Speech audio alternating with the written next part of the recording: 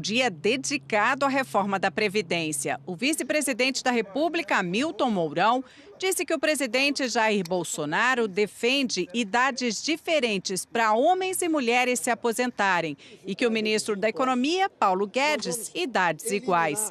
E voltou a dizer que a palavra final é do presidente. Se nós não fizermos nada, a partir de 2022, o governo só faz pagar salário e olhe lá, não vai ter dinheiro para mais nada. O ministro da Economia disse que espera só o presidente voltar a Brasília para dar andamento à proposta. Nós já temos 2 ou 3 versões alternativas simuladas com os números. Então, ele chegando, a gente entrega, ele bate o martelo e a coisa entra no processo. Previsão de economia já tem. A proposta, a ideia é que ela chegue pelo menos a R$1 trilhão. O rombo da Previdência, contando as aposentadorias dos trabalhadores da iniciativa privada, os servidores públicos e os militares, pode ultrapassar este ano 305 bilhões de reais, segundo o governo. Paulo Guedes conversou ontem com o presidente da Câmara, onde o governo precisa de pelo menos 308 votos para aprovar uma emenda à Constituição. O nosso problema é garantir em 2 meses que a reforma da Previdência tenha 320, 330 deputados a favor. Então, o nosso problema não é de prazo. Se a Câmara votar durante o mês de maio, como limite, o Senado vota em junho, julho, porque o Senado é uma casa menor. O presidente do Senado disse que se a Câmara aprovar em 3 meses, os senadores devem aprovar também no mesmo prazo. A reforma precisa de pelo menos 49 votos para passar no Senado. A gente vai construir com os líderes partidários para que essa reforma tenha celeridade nas comissões e no plenário para sua votação. Só que aqui no Senado o foco no momento é outro: concluir a escolha dos senadores que farão parte da mesa diretora da Casa. A eleição para esses cargos de vice-presidente e secretário está marcada para a tarde desta quarta-feira. E para o governo, quanto menos conflito, maiores as chances de votos a favor do que quer aprovar. O PSL quer o filho do presidente, o senador Flávio Bolsonaro, para a 3ª secretaria. Não vejo o menor problema, ele é senador pleno no exercício das suas atividades e será o nosso representante. A rede reagiu à indicação. Não me parece que o nome indicado seja o mais adequado. Não somente pelos notórios acontecimentos, mas principalmente porque se trata de alguém ligado consanguinamente na linha direta com o presidente da República. E no arranjo entre partidos, o MDB concordou em ficar com a 2ª secretaria para tentar garantir a Comissão de Constituição e Justiça, a mais importante do Senado. E se o senador Renan Calheiros, alvo de inquéritos, tinha chances de assumir a CCJ, o líder do partido respondeu assim. A questão do nome, quem escolhe somos nós. O MDB não tem interferência de ninguém para fazer veto nem para fazer escolha dentro do MDB. E como a repórter Luísa Torres mostrou, a eleição é para escolher quem vai fazer parte da mesa diretora do Senado. São cargos estratégicos e aí tem muita disputa dos partidos. Ana Paula. É isso, né, Juliana? É muita disputa, muita conversa ainda pela frente. A reforma da Previdência é tema, inclusive, de muitas reuniões em Brasília. Vamos saber mais dos bastidores dessa negociação? Vamos conversar com o Gerson Camarote. Camarote, bom dia para você. O ministro Paulo Guedes está tomando a frente dessas negociações e parece que está deixando uma margem ali também para alguma coisa ainda ser discutida. Bom dia Ana Paula. Bom dia a todos. Olha, Ana, o que a gente está vendo é que o ministro Paulo Guedes ele se transforma aos poucos no principal articulador político mesmo da reforma da Previdência.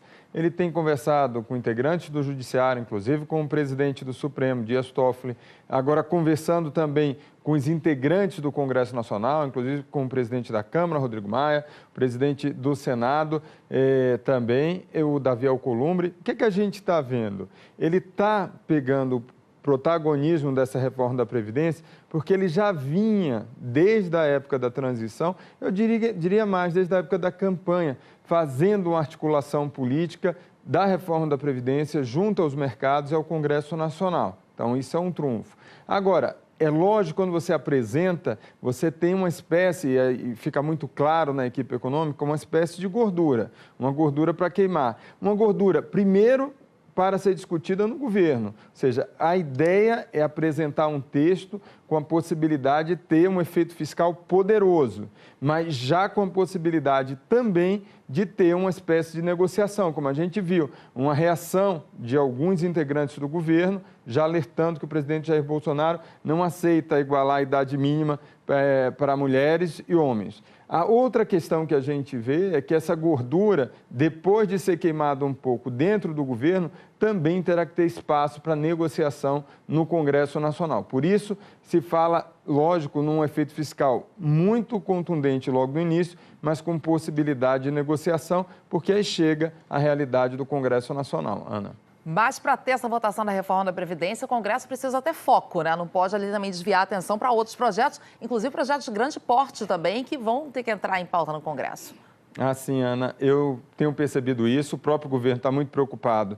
Primeiro, ali tem a chamada pauta de costumes dessas bancadas, como a bancada evangélica, a própria bancada da segurança pública, isso daí preocupa. Então, a orientação do governo é não colocar isso nesse momento para não contaminar a reforma da Previdência.